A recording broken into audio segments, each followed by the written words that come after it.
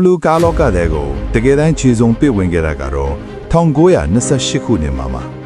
ဒေစီလို့ခေါ်တဲ့ကားလေးကိုစထုတ်ခဲ့ပေမဲ့သူတို့ကိုယ်ပိုင်ဒီဇိုင်းတော့မဟုတ်သေးပါဘူး။ Britain က Austin 7 ကားကို license ယူပြီးထုတ်ခဲ့တာပါ။ဒါပေမဲ့ BMW ရဲ့ engineer တွေက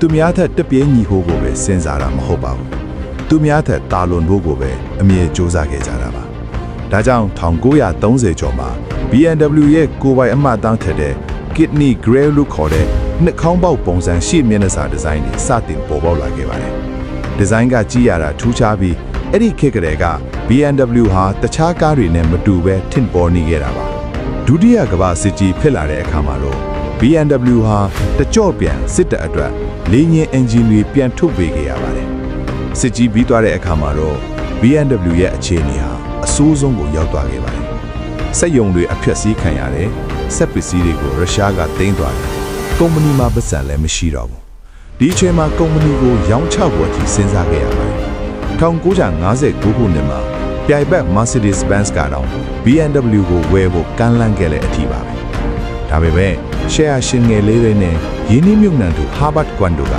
ငါတို့ကုမ္ပဏီကိုအရှုံးမပေးနိုင်ဘူးဆိုပြီးညှင်းဆန်ခဲ့ကြပါတယ်။ဒါဟာ BMW ရဲ့သမိုင်းမှာအလှည့်အပြောင်းအကြီးဆုံးအချိန်တစ်ခုပါပဲ။တကယ်လို့သာအဲ့ဒီတုန်းကရောင်းလိုက်ရင်အခုကျွန်တော်တို့မြင်နေရတဲ့ Empower ကားတွေကိုမြင်ရမှာမဟုတ်တော့ပါဘူး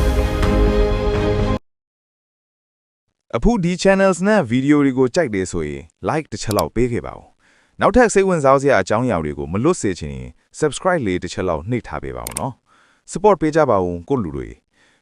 ရဲ့ like တစ်ချက်ကကျွန်တော်တို့နောက်ထပ် video တွေလုပ်ဖို့အားရင်းတွေပါ